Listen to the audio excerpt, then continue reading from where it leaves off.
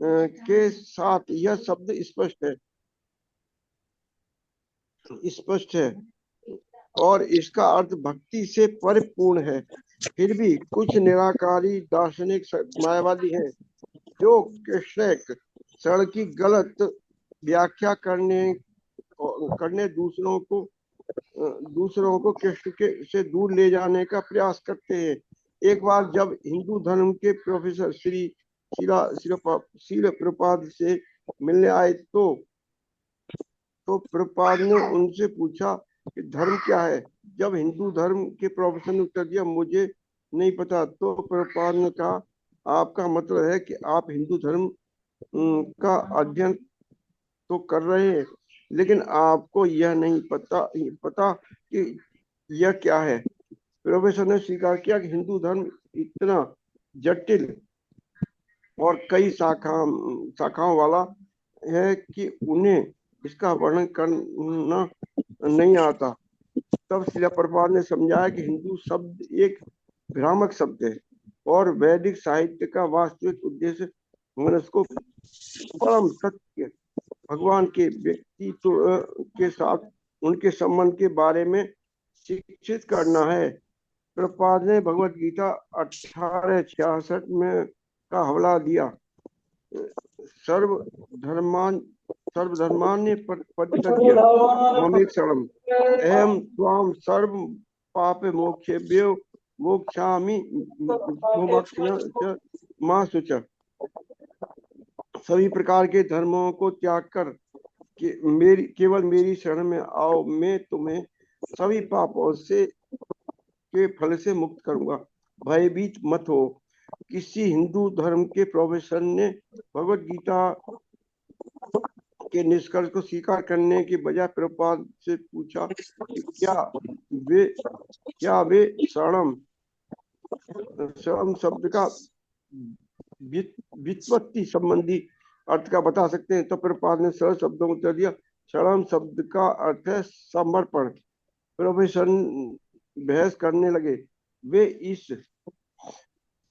निष्कर्ष को स्वीकार नहीं करना चाहते थे कि कृष्ण ही सब कुछ है और वैदिक या हिंदी संस्कृति का उद्देश्य उन्हें समझाना है। उन्होंने प्रभुपाद से शरणम की कोई भिन्न व्युत्पत्ति संबंधी व्याख्या देने का जोर दिया। तब प्रभुपाद ने उत्तर दिया कि शरणम शब्द का अर्थ समर्पण है। तो प्रोफेसर ने समझाया नहीं, यह एक परिभाषा है। मैंने आपसे व्युत्पत्ति पूछी थी, तब इसका मूल क्या है, इस संबंध का इतिहास क्या है। यह देखकर कि उनका अतिथि विनम्रता पूर्वक सुनने में रुचि नहीं रखता, प्रभुपाद ने कहा कि शब्दों के मूल अर्थों की व्याख्या के लिए प्रोफेसर को किसी आध्यात्मिक गुरु के बजाय संस्कृत के विद्वान से बात करनी चाहिए। शिला प्रभुपाद की श्रीमद् भागवतम और भगवत गीता के अनुसार के अनुवाद में निपुणता विश्व भर के संस्कृत विद्वानों द्वारा प्रशंसा की गई। इसके लिए हमें यह नहीं सोचना चाहिए कि शरणम शब्द की उनकी सीधी सादी परिभाषा गलत या अद्वैतपूर्ण थी। ऐसा लोग हमेशा होते हैं जो कृष्ण के प्रति समर्पण न करने की इच्छा रखते हुए विद्वता का बहाना बनाकर इस मुद्दे से बचते हैं। मायावादी भी कृष्ण शब्द पर विवाद करते हैं। एक बार एक प्रसिद्ध विद्वान ने भगवत गीता के निम्नलिखित श्लोक 1934 पर अपनी टिप्पणी में कृष्ण से बचने का प्रयास किया। मम मना भव भक्तो मद भक्तो मध्या मां नमस्करु ममेव वैश्य युक्तेव महात्मना मत प्रणाय। अपने मन को मेरे चिंतन में लगाओ, मेरे भक्त बनो, मुझे प्रणाम करो और मेरी पूजा करो। मुझ में पूर्णतः लीन होकर तुम निश्चय ही मेरे पास आओगे। अ, इस अर्थ स्पष्ट है, संस्कृत में कोई स्पष्टता नहीं है, लेकिन यह टीकाकार कहता है कि हमें कृष्ण के समक्ष नहीं बल्कि कृष्ण के भीतर विद्यमान निराकार तत्व के समझ आत्मसमर्पण करना है। कृष्ण के भीतर और बाहर के भेद बाहर के बीच के भेद करके यह दार्शनिक भगवान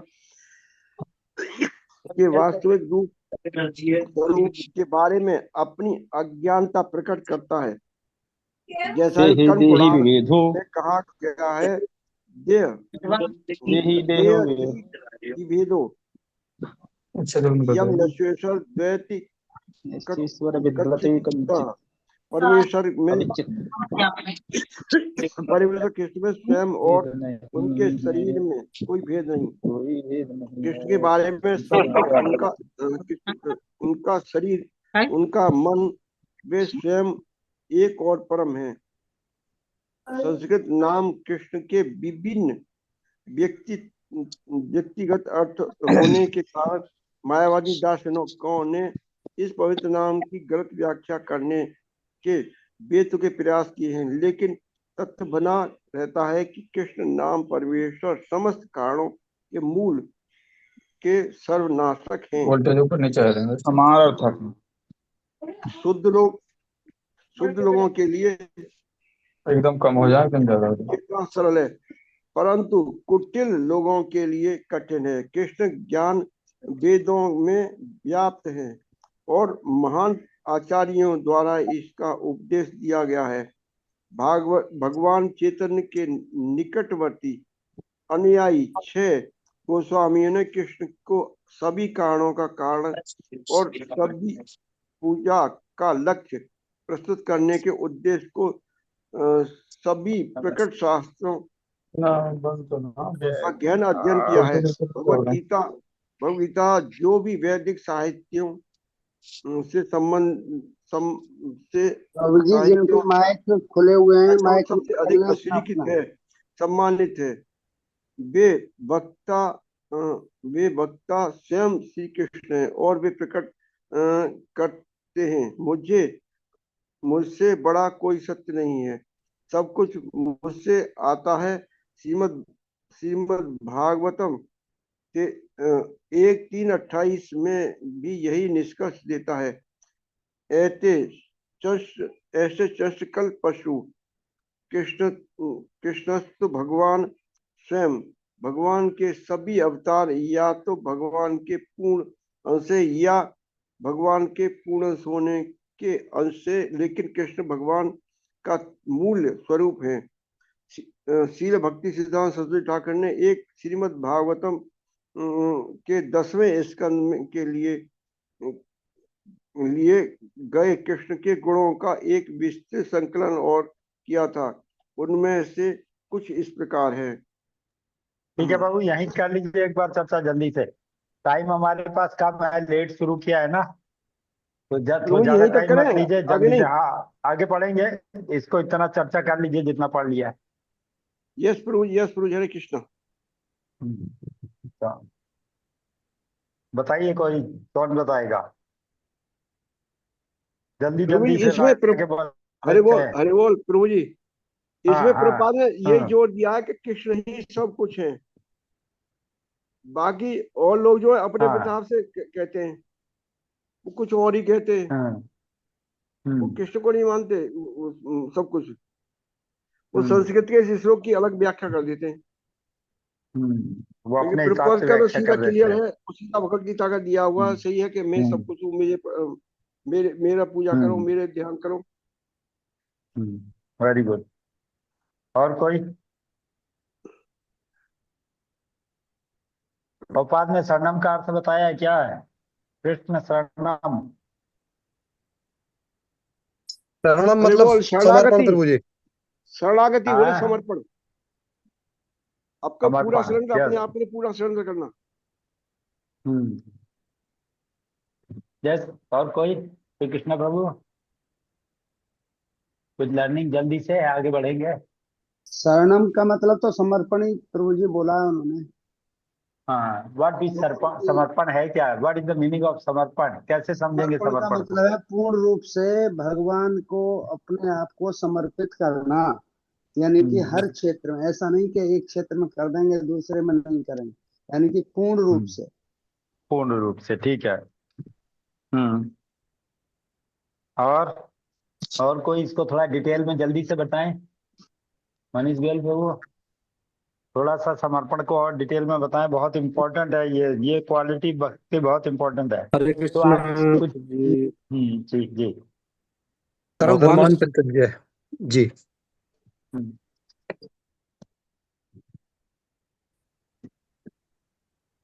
आप हाँ बता रहे हैं कुछ क्या मनीष गोयल प्रभु?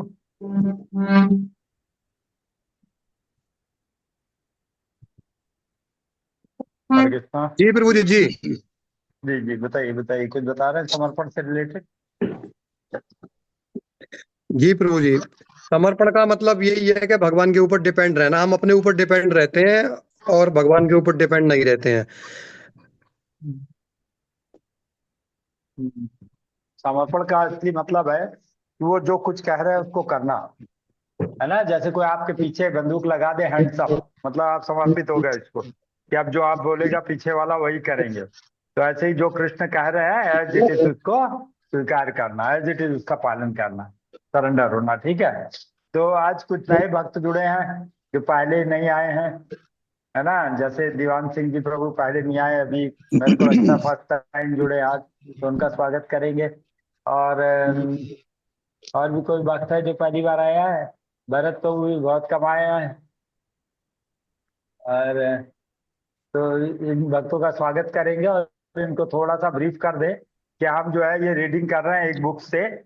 ये बुक है सत्य स्वरूप गोस्वामी महाराज की बुक है, जो सत्य स्वरूप गोस्वामी महाराज की। और बुक का नाम है 26 क्वालिटीज ऑफ ए डिवोटी। एक भक्त की 26 गुण, एक भक्त के गुण क्या होने चाहिए। तो भक्ति सिर्फ यही नहीं है कि हमने माला कर लिया, हमने भगवत गीता पढ़ लिया। भक्ति का मतलब है जो गुण भगवत गीता में बताए गए हैं, 26 गुण, वो उसको अपने अंदर हमें ढालना। ठीक है भरत प्रभु, क्लियर है कि वो गुण को अपने अंदर ढालना। तो क्या है, हम उसके बारे में सुनेंगे तभी हम उसको अपने अंदर ढाल पाएंगे ना, है ना। तो हमने अभी तक 11 गुण, 11 क्वालिटी जो पढ़ ली। आज हम 12वीं क्वालिटी पढ़ रहे थे और 12वीं क्वालिटी का नाम है श्री कृष्ण के प्रति समर्पण। भक्त कृष्ण के प्रति समर्पित होता है, कृष्ण शरणम, है ना। तो ये क्वालिटी हम पढ़ रहे थे। और हम इस तरह बुक को, इंग्लिश के बुक है, इसको हिंदी में convert करके हम लोग पढ़ते हैं। हरे हाँ, पढ़ेंगे, उसके बाद हम लोग को श्लोक किए वो पूछेंगे और फिर केवल थोड़ा सा बताएंगे कि इसको लर्न करना कैसे आसान है। तो आगे पढ़ना शुरू करें, जिस हिसाब से काम है। कौन पढ़ेगा नेक्स्ट? बद्री हरे आकाशी कृष्णा बाबू प्रभु जी। पढ़ेंगे क्या? हरे कृष्णा प्रभु जी, प्रणाम। हरे कृष्णा प्रभु जी। नहीं, आप, आपको तो लास्ट में बताना है, आप पढ़िए। नहीं प्रभु जी, वो ये बद्री जो आकाशी बाबू जल्दी शुरू करेंगे पढ़ना। समर्पण का, समर्पण का है ना इसमें। हाँ, हरे कृष्णा। बद्रिया तो आसिफ बाबू या कोई और, चलिए वो नहीं है तो गीत गोविंद तो आप पढ़ लीजिए जल्दी से। प्रभु जी ये लेसन आगे नहीं जा रहा ना। चल रहा है ना प्रभु। अब कृष्ण क्या से पढ़ना है इंद्रिय ना, कृष्ण इंद्रिय जीत ज्ञान से हैं। परे हैं। कृष्ण इंद्रिय जन्य ज्ञान से परे है। जी प्रभु। हरे कृष्णा दंडवत प्रणाम। हम्म, गुरु जी यहाँ से पढ़ेंगे, कृष्ण इंद्रिय जन्य ज्ञान से परे हैं। यस कृष्ण प्रभु जी। इंद्रिय जन्य ज्ञान से परे हैं। SB 10.16.46। कृष्ण समस्त लोगों के स्वामी हैं। ये भी SB 10.69.17। कृष्ण असीम सृजन की शक्ति रखते हैं। SB 10.8728। कृष्ण असीम शक्ति का की छाप धारण करते हैं। SB 10.87.14। कृष्ण अकल्पनीय शक्ति से संपन्न है। SB 10.10.29। कृष्ण अजन्मे हैं। SB 10.5928 और SB 10। अनन्य भक्ति से कृष्ण पराजित हो जाते हैं। ये श्लोक दे रखे हैं प्रभु जी, अलग अलग जो। हाँ हाँ ठीक है, तो आप इसको खाली श्लोक का बाद का श्लोक का बोलना छोड़ दीजिए, क्योंकि वो हमें याद तो रहेगा नहीं, लेकिन कृष्ण की क्या क्वालिटीज हैं वो पढ़ डालिए सारी वो जल्दी से। कृष्ण आदिम ईश्वर है, कृष्ण आदि पुरुष है, कृष्ण परमानंद की असीम बाढ़ है, कृष्ण झूठे धर्म के अंधकार को दूर करने वाले हैं, कृष्ण ही एकमात्र सत्य है, कृष्ण ही समय है, कृष्ण समय का स्वयं स्वरूप है, कृष्ण तो काल के भी काल है, कृष्ण तो काल के भी काल है, कृष्ण प्रत्येक सजीव प्राणी के हृदय में उसी प्रकार विद्यमान है जैसे लकड़ी के भीतर अग्नि। कृष्ण अहंकारी लोगों के अभिमान का नाश करने वाले हैं, कृष्ण ही संसार के कारण है,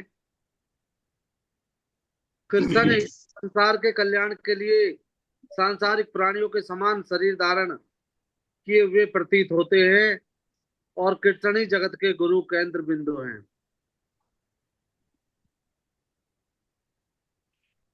जो लोग कृष्ण का ध्यान करते हैं उनके दुखों का नाश करने वाले कृष्ण हैं। कृष्ण देवताओं के भी देवता हैं।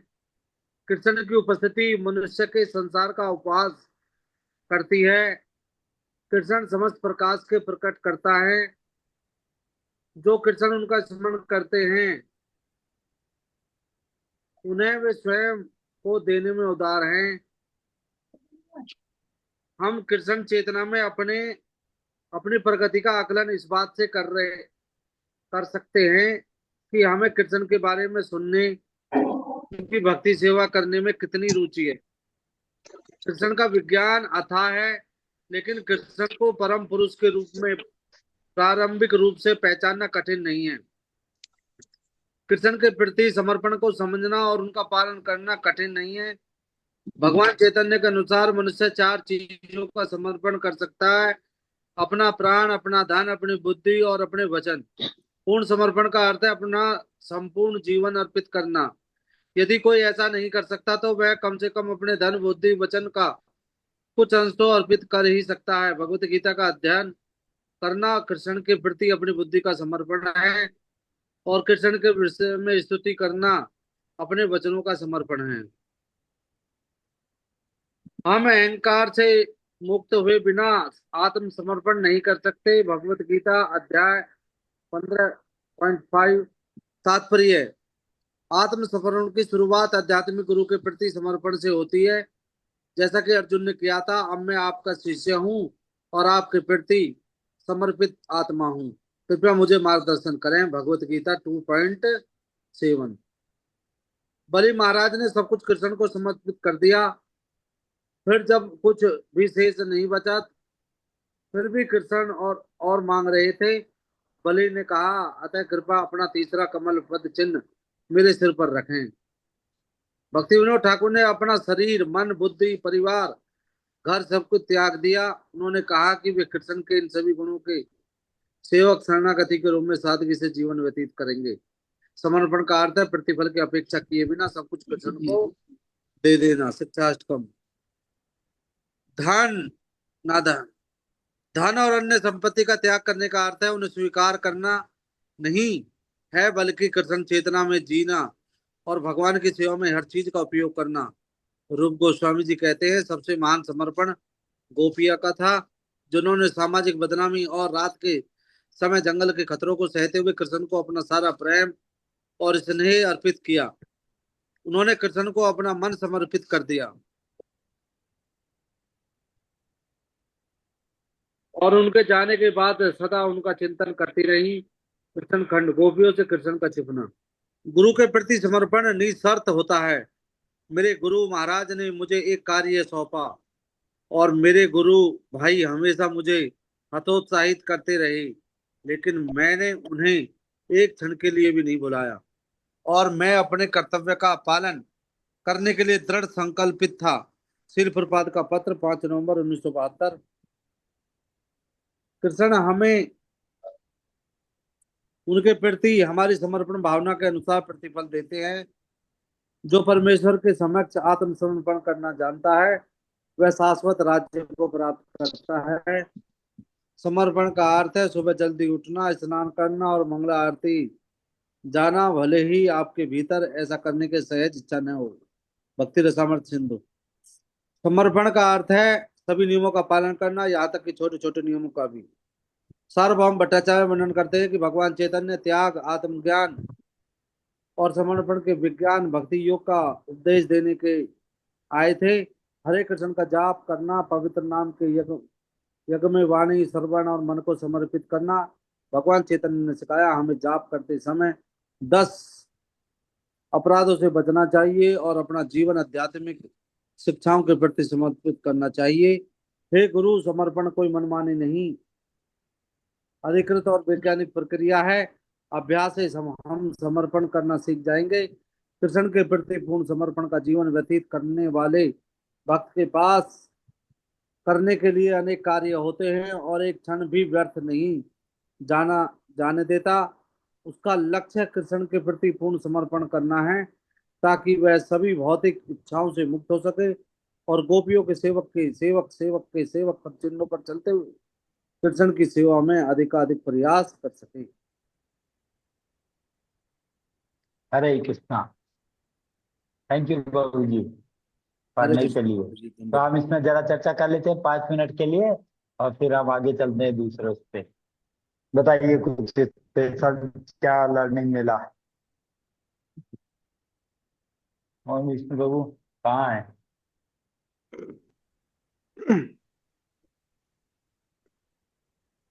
यस मोहन विष्णु प्रभु, हम लर्निंग।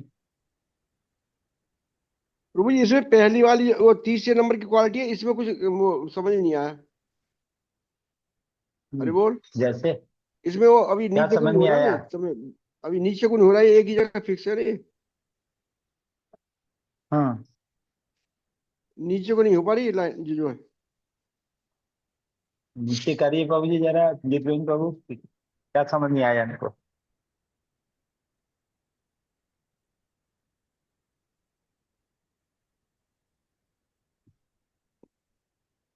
जो 30 नंबर की क्वालिटी थी और ना, नीचे और नीचे बताना प्रभु जी जहाँ आपको रोकना है।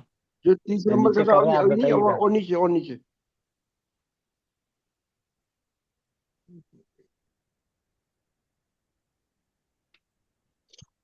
यहीं से शुरू किया था हमने दूसरी बार में।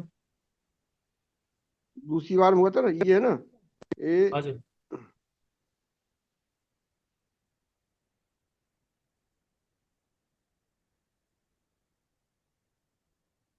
ये है। ये कह रहे हैं क्या कृष्ण असीम सर्जन की शक्ति रखते हैं? नहीं असीम सर, हाँ असीम सर्जन तो ये सब एक्चुअली भागवतम में अलग अलग जगह कृष्ण की क्या क्या चर्चाएं हैं वो यहाँ पे महाराज ने एक साथ दे दिया है ना। हाँ, ये जैसे सर्जन का रचना होता है। 10.16.46 में क्या आ रहा है, 10.69.17 में कहाँ पे लिखा हो कृष्ण समस्त लोगों के स्वामी है, ऐसे दे दिया महाराज ने, है ना। कृष्ण का उन्होंने ग्लोरीफाई किया है यहाँ पर। इसमें एक चीज था समर्पण, जैसे बलि महाराज का समर्पण, बलि महाराज की स्टोरी सबने सुनी है। महाराज जब वो आए थे, भगवान जो है वामन देव के रूप में बलि महाराज से 3 पग में सब नापना था, 2 पग में उन्होंने सब नाप दिया, सारे नाप दिया। तो आप बलि महाराज को बोले कि आपका वचन तो झूठा हो रहा है, क्योंकि मैंने तो आपके पास अब कुछ बचा ही नहीं देने के लिए, 3 पग आपने बोला है, 2 ही में सब खत्म हो गया, तो अभी आप क्या करेंगे। बोला आप अपने वचन का पालन नहीं कर पा रहे, है ना। तो बलि महाराज ने क्या किया, बलि महाराज ने अपना सर आगे कर दिया, बोले अभी ये बाकी है, तो तीसरा पग आप मेरे सर पे रखिए। यस मोहन विष्णु प्रभु बताइए। तो ये बिल्कुल आप सही कह रहे हैं। तो सिर आगे करने का मतलब यही है अहंकार, और महाराज ने इसमें एक लाइन बोल भी रहे हैं कि जब तक अहंकार नहीं छोड़ेंगे मतलब अहंकार का समर्पण है मेन, तो जब अहंकार छोड़ेंगे तभी हमारी समर्पण हो सकता है। और वो और वो जो बली महाराज आप जो उदाहरण दे रहे हैं वो भी अहंकार था। बोले बोले जो देने वाला है ना, उसमें भागवतम में आता है, जो देने वाला है उसकी वैल्यू ज्यादा होती है जो चीज दी जा रही है उससे। तो जो मैंने दो पद जो मैं दिया जो दो पद में, लेकिन बोले थे ये तो तुम्हारा सिर है, मतलब सिर में क्या, मतलब पूरी धरती नाप दी। बोले जो देने वाला है ना उसका ज्यादा है, उसकी ज्यादा वैल्यू है, तो उन्होंने फिर अपना सिर आगे कर दिया। बात वही है कि अहंकार अहंकार का समर्पण, जब अहंकार नहीं हो रहा तो हमारी कोई शरणागति हो ही नहीं सकती। बिना, जब तक अहंकार है तब तक शरणागति नहीं हो सकती। शरणागति होने का मतलब अहंकार को खत्म कर। बहुत सावधानी का जरूरत है, लेकिन ये बहुत मतलब गूढ़ है। कई बार इस बात का अहंकार हो जाता है कि मुझे कोई अहंकार नहीं। लोग इस बात का अहंकार कर लेते हैं कि मुझे कोई अहंकार नहीं। तो अहंकार से बचना बड़ा मुश्किल है, बट हमें धीरे धीरे प्रयास करना है और हरि नाम के माध्यम से हम इसको कर पाएंगे। वेरी गुड, ठीक है। तो अब इसको खत्म करते हैं, 8:30 हो रहा है। श्लोका लर्निंग में किस किसने 2 श्लोक लर्न किए? हरि बोल। कहाँ गए वो, भाग गए? प्रभु जी अरे मुझे तो कितना याद हुए बोलते नहीं है। तो कहाँ है? हैं? अरे बोल प्रभु जी, मुझे याद तो याद होते याद नहीं हो प्रभु गए जी, मैंने श्लोक? कोशिश की। कोशिश ये किया? थे अध्याय है? कितनी बार कोशिश किया एक हफ्ते में, बताइए? मैंने 2-3 बार ही कोशिश करी प्रभु जी। हाँ, कई बार कोशिश की, चलिए गुड। तो अगर नहीं 2-3 भी बार याद कोशिश हुआ करी तो कोई बात नहीं, आपने कोशिश की। प्रभु जी, और मेरे किसको दिमाग याद हो कमजोर गए? है, याद ना हो कौशलपति राम बाबू श्लोक याद हो गए दोनों? आप बिजी रहे हैं, आपको क्या बोलूं, चलिए छोड़ देते हैं। सुनील भान प्रभु, श्लोक याद हुए दोनों? कौन कौन से श्लोक याद करने थे फिर वो? ओ लो, ये तो अध्याय अभी 1 का सोच उठ रहे पहला हैं। और 2 का प्रभु जी सातवां। उनको तो याद होंगे पहले ग्रुप से ही। में भी डाला धर्म है। क्षेत्रे कुरुक्षेत्रे संवेदा युद्ध सब है, माम का पांडवस्य किम अकुर्वन् संजय, ये तो याद ही है प्रभु जी। और दूसरा ये दोनों रेगुलर 2.7, करने थे। दूसरा भी याद है मुझे। 2.7 याद है? कौन सा? 2.7 हाँ, क्या श्लोक है? कार्पण है 200। और 200 उपत स्वभाव। हाँ भक्ति शास्त्री की है ना, इनको याद है, में इसलिए द्वा बोल ये रहे तो हैं। कठिन है, सुनील भान प्रभु, ये तो कठिन है। रिमाइंडर यह कर। सुनील मुख्यतः भान प्रभु हो? धर्म नहीं है। सम्मूढ़ कृष्णकांत प्रभु, अब रहने दीजिए, दूसरे दूसरे लोगों को बोले दीजिए। कृष्णकांत प्रभु,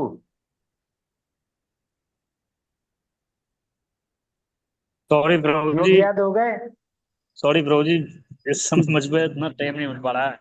भाई सॉरी, ये सॉरी नहीं चलेगा। सीनियर भक्तों के उसमें सॉरी नहीं होता है, उनको करना होता है। नित्यानंद प्रभु, श्लोक याद हो गए? हरे कृष्णा प्रणाम प्रणाम प्रभु जी।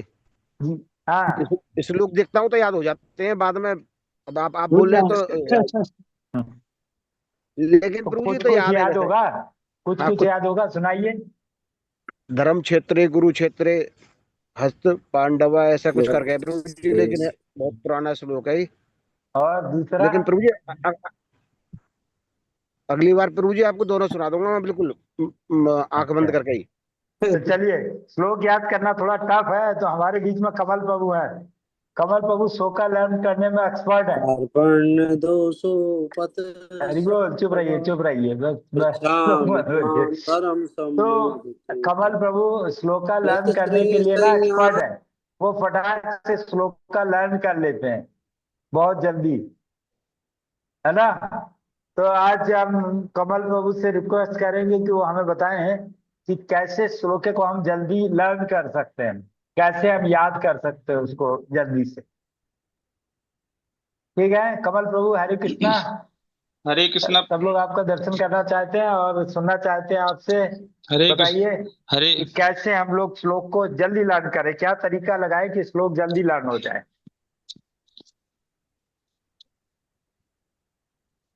हरे कृष्णा प्रभु, दंडवत प्रणाम प्रभु जी। हरे कृष्णा। यस प्रभु, दंडवत प्रणाम, हरे कृष्णा। पहली बात जी प्रभु जी। पहली बात तो ये प्रभु जी कि आपने जो कहा कि एक्सपर्ट हैं, तो ऐसी बात नहीं है प्रभु जी। एक्सपर्ट वाली बात तो कोई है ही नहीं बिल्कुल भी।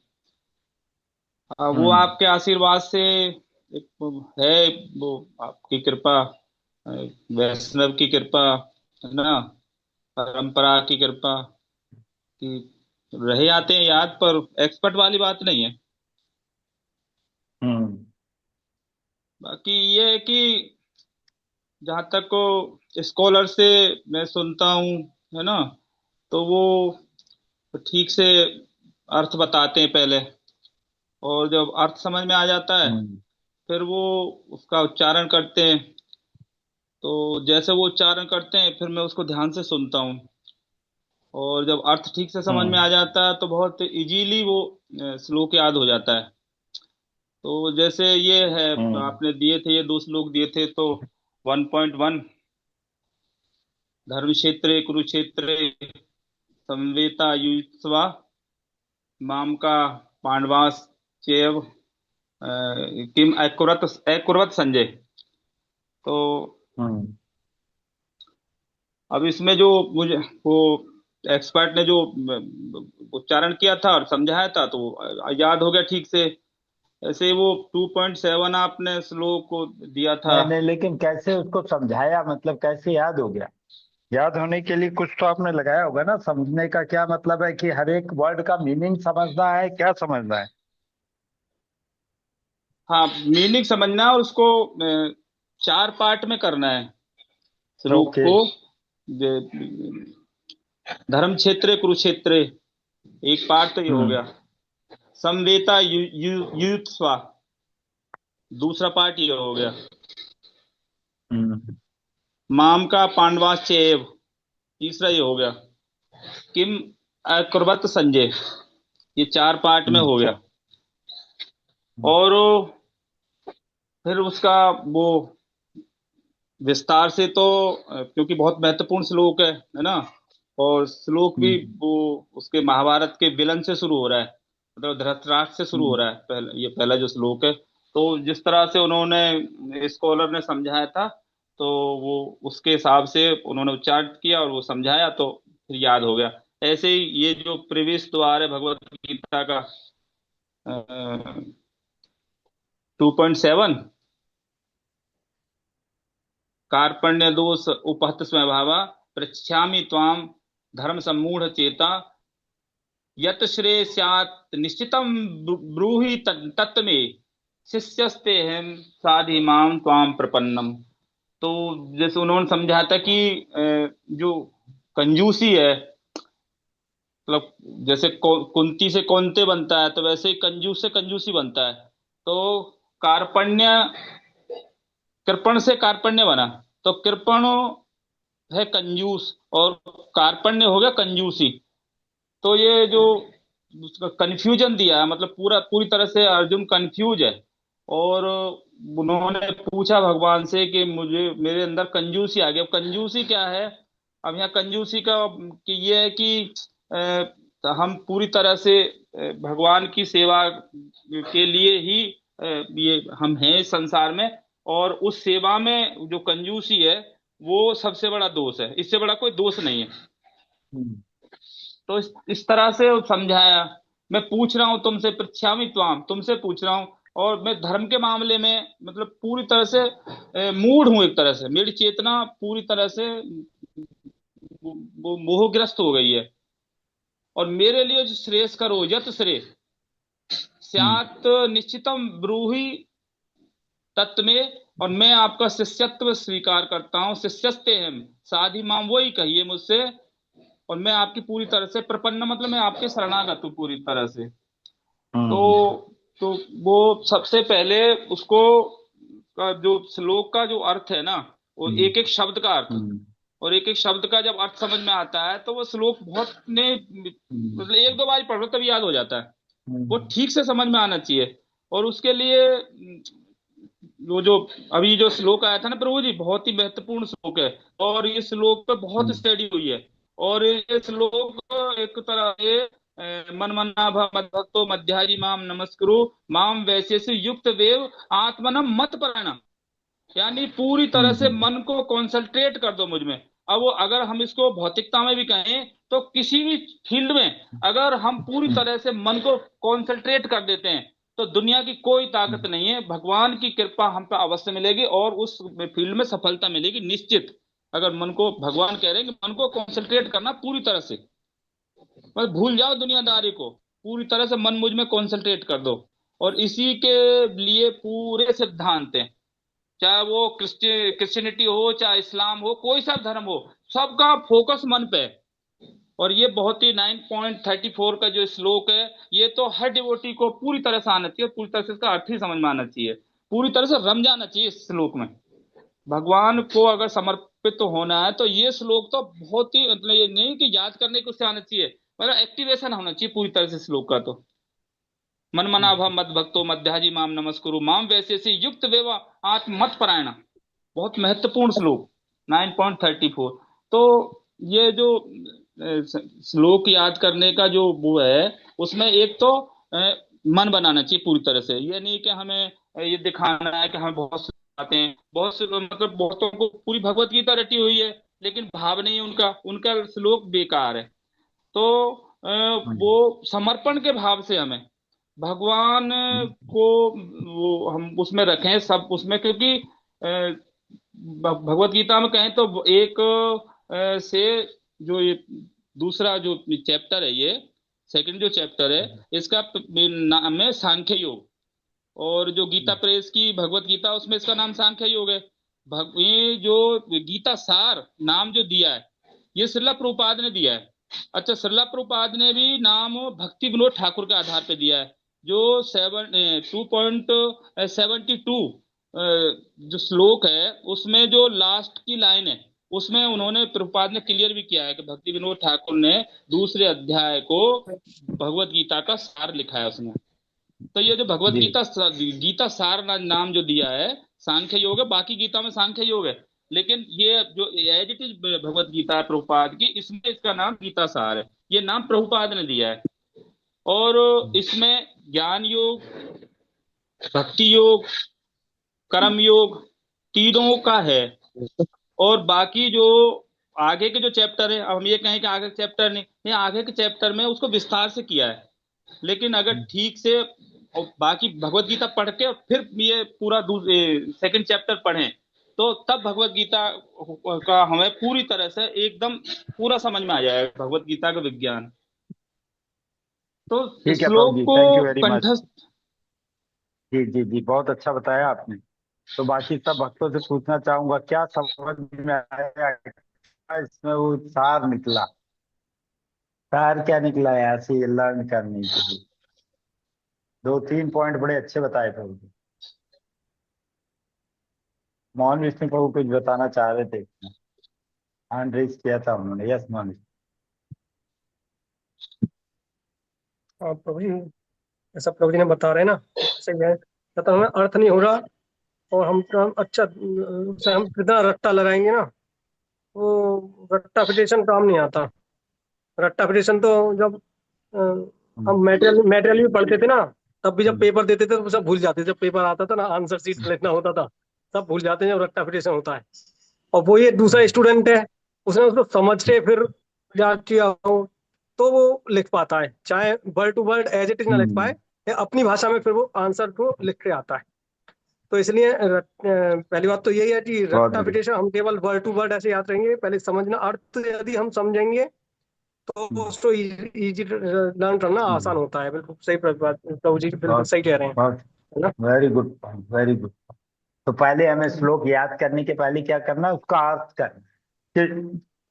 कर्पण्य दोषे आ रहा है तो कर्पण्य दोषे का क्या मतलब है ना?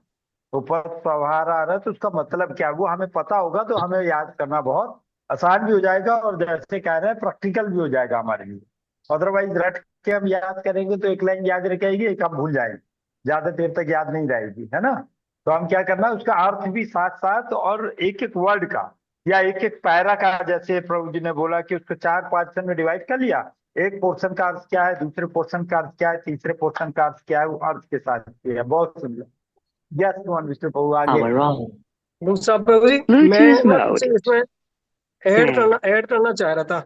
और वैसे तो ऐड का मतलब तो ये कि हर डिवोटी का अपना अपना वो हो सकता है, ट्रिक हो सकती है याद करने की। लेकिन मुझे तो ऐसा है कि जैसे हमें कोई श्लोक याद करना हो ना, यदि हम उसको केवल रटने के हिसाब से रटेंगे तो फिर नहीं रटा जाता। उसको हम बार बार पढ़ेंगे तो हमें याद हो जाता है ना। बिल्कुल। यदि हम जैसे कोई ये श्लोक भी याद करना है, उसको हम हाँ, जैसे ये भी कमल किसी प्रभु बता रहे थे कि आप अपने पॉकेट में लिख के रख लीजिए उसको, या मोबाइल हाँ पे हाँ लगा हाँ लीजिए, जहां भी जा रहे हैं एक बार पढ़ लिया, वहां खड़े हुए तो पढ़ यस लिया, इधर खड़े हुए तो पढ़ लिया, आते जाते पढ़ते रहे, इसको सुनते रहे। Very good. हाँ। और कुछ? यस, और और कोई बताइए भक्त तो। कुछ कहना चाहे? यस यस, बताइए बताइए बताइए। हाँ, बताइए, कोई बात नहीं। कुछ बता रहे थे आप? यस, और कोई कुछ भक्त बताना चाहता है फिर?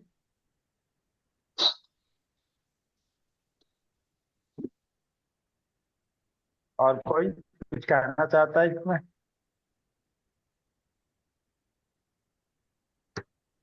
नहीं तो याद क्यों करना श्लोक यार? क्यों फालतू में याद करके समय खराब करना ना?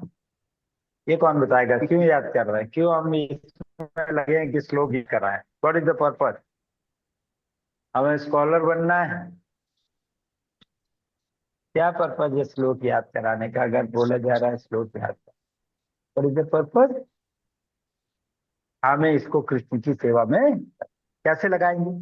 हम जब किसी के पास जाते हैं, भगवत गीता की बात करते हैं, और अगर हम उनको साथ में श्लोक कोट करते हैं तो लोग इससे इंप्रेस होते हैं।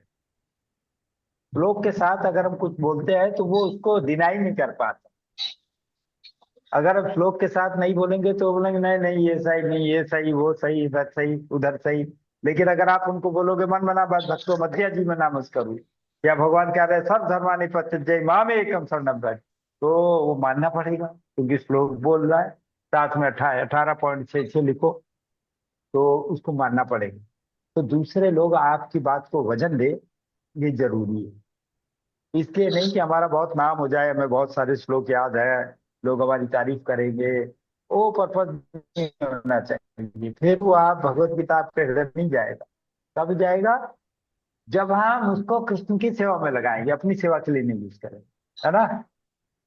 ठीक है, तो पता लगा आप लोग को कैसे लर्न करना है। तो अब ये बताइए अगली बार कौन से श्लोक रखे जाए, आगे बढ़ा जाए कि इन्हीं दोनों को कंटिन्यू करे? मौन विष्णु प्रभु कुछ कह रहे हैं? यस प्रभु ऋषभ प्रभु जी, प्रभु जी जी। बिल्कुल बात सही है। दूसरों को तो हम कन्विंस कर सकते हैं स्लोट पोर्ट करके, लेकिन अपना कन्विंसन भी जब भी होता है जब ना हमें स्लोट याद होते हैं। अपना भी कॉन्फिडेंस या अपना कन्विंसन जो है ना, बिल्कुल। हमारा रियलाइजेशन तभी होता है क्योंकि हमें जब हम दूसरे को समझाने का प्रयास करेंगे तो पहले हमें तो समझ में आना चाहिए वो। तो हम जब स्लोट हाँ याद करेंगे उसका अर्थ भी पढ़ेंगे, अर्थ को भी समझेंगे, हाँ तो फिर हमें भी हाँ पहले तो दृढ़ता आएगी हमारे विश्वास में भी कि हम जो बोल रहे हैं वो सही बोल रहे हैं। नहीं तो जी। खाली स्लोट हमने याद, दूसरों को हो सकता है कि हम रट के सुना दें, दूसरों को फायदा हो रही हो ना उससे तो जो प्रचार के लिए तो है ही है, लेकिन अपने प्रचार हाँ अपने लिए भी सबसे बड़ा फायदा है यदि इसको हम याद करेंगे तो। बिल्कुल। क्या बात है, क्या करेक्ट बात है, very good very good. Correct प्रभु जी, करेक्ट। हरे कृष्णा प्रभु जी। जी प्रभु प्रभु। जी, अब इसका हाँ साइंटिफिक क्या है और इसका क्या है, ये तो मैं नहीं जानता।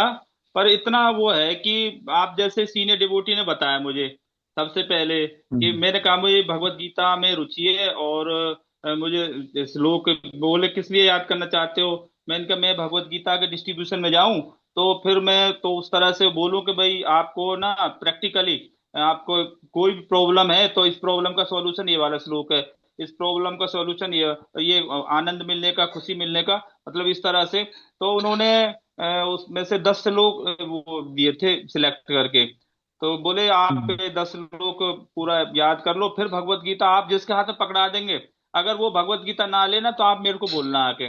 और सबसे पहले उन्होंने कहा कि एक जो श्लोक है आपको सुबह बोलना ब्रह्म मुहूर्त में, और शाम को बोलना सोते समय। तो वो मैं कंटिन्यू वो करता हूँ, और वो है 4.24। तो मुझे उसका बड़ा लाभ हुआ है। अब पता नहीं उसका वैज्ञानिक कारण क्या है, पर मुझे लाभ हुआ है। मैं तो अपनी तो मैं कह रहा हूँ, तो जैसे मुझे हुआ हो सकता है सबको भी हो।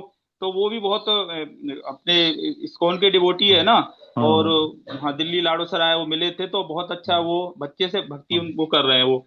तो वो था श्लोक 4.24, ब्रह्म्यर्पणा ब्रह्महवि ब्रह्मयज्ञो ब्रह्मणाहुतम ब्रह्म एव तेन गंतव्यम ब्रह्म कर्म समाधिना। तो ये एक मंत्र की तरह, पता नहीं, इसमें श्रद्धा है इसमें मेरी बहुत ज्यादा, जैसे उन्होंने मुझे बताया था।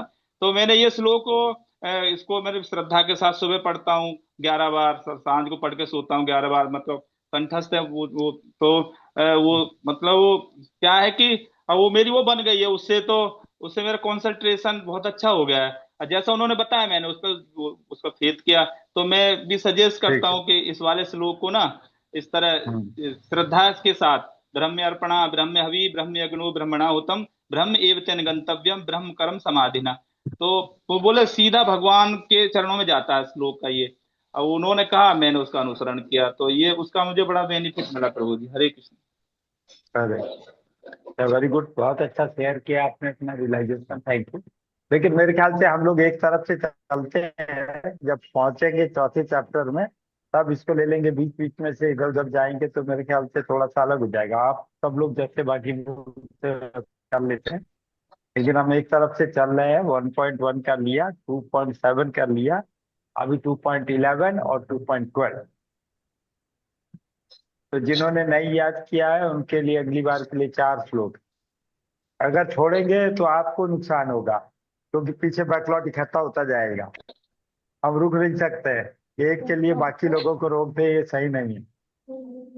ठीक है, तो अभी 4 श्लोक हो गए, कौन कौन से? 1.1 2.7 और 2.7, 2.11 2.11, 2.12 2.12। और इसमें एक एप्लीकेशन डाली थी, उस एप्लीकेशन में ये चारों श्लोक है, और वो चारों श्लोक बोले भी गए हैं, लिखे भी गए, है ना। उसका लिंक डाला था, अगर आप लोगों ने डाउनलोड कर लिया हो तो।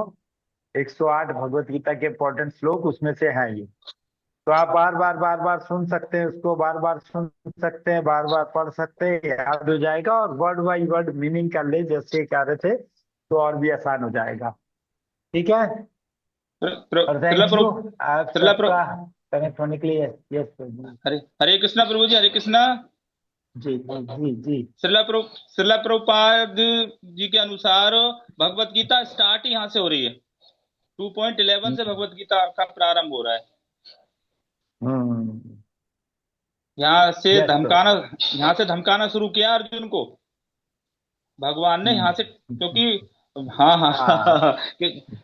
जो मतलब जिससे आप अपना अपनत्व रखते हैं ना, जैसे आप मेरे से अपनत्व रखते हो, तो आप मुझे धमका भी सकते हो और यहाँ तक कि अपशब्द भी बोल सकते हो। तो वो क्या है कि मेरी दुष्टता को और मेरे उसको कमियों को दूर करने के लिए, तो वो आप अपनत्व बोल रहे हैं। तो यहाँ पूरा भगवान का अपनत्व दिखाई दे रहा है इस श्लोक में। तो बोल रहे हैं ना वो, तो पंडितों की तरह बात कर रहे हैं। हाँ 2.11 में असोच्यानान असोचन प्रज्ञावान भाष से गतन सुवस्य नान असोचंती पंडिता, पंडितों की तरह बात कर रहा है, तो बहुत बड़ा पंडित हो गया है? तो इस तरह से धमका रहे हैं, मतलब यहाँ से भगवत गीता शुरू हुई है। आगे चले गए, 8:52 हो गया, तो इसको खत्म करेंगे। थैंक यू दीवान प्रभु, आप आ रहे सुन रहे है ना। आइए, इसको, ये सीनियर भक्तों की क्लास है ना। इसके अलावा एक भगवत गीता क्लास भी हो रही है, वो हो रही है थर्सडे को। तो थोड़ा समय निकाल सकते हैं, थर्सडे की क्लास भी हम लोग अटेंड कर सकते हैं, जो भगवत गीता को और थोड़ा गहराई से जानना चाहते हैं। एक बार तो आप लोग कर चुके हैं, कोई बात नहीं, लेकिन जितनी बार करेंगे उतना बार सीखेंगे। तो ये ऑनलाइन ही चल रही है, 7:30 से 8:30 ऑनलाइन क्लास है।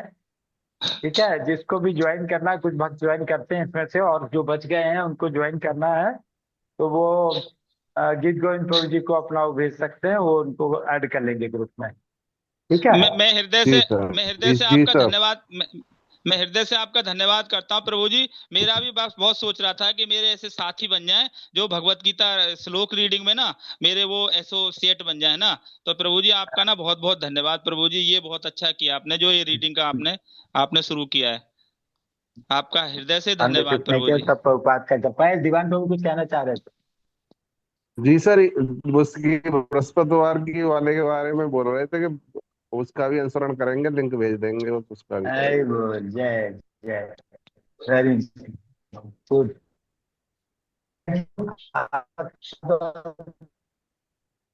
निकालने के लिए। और आज श्लोक का एक भक्त याद नहीं कर पाए हैं, मैं उनसे रिक्वेस्ट करूंगा और प्रेम है ना, थोड़ा याद करने की कोशिश करें, आगे काम आएंगे, ये सब तरह से काम आएंगे, ठीक है। और जो भक्तों के वीडियो ऑफ हैं उनसे ही मेरा अनुरोध है, कोशिश करें कि ऑन रहे।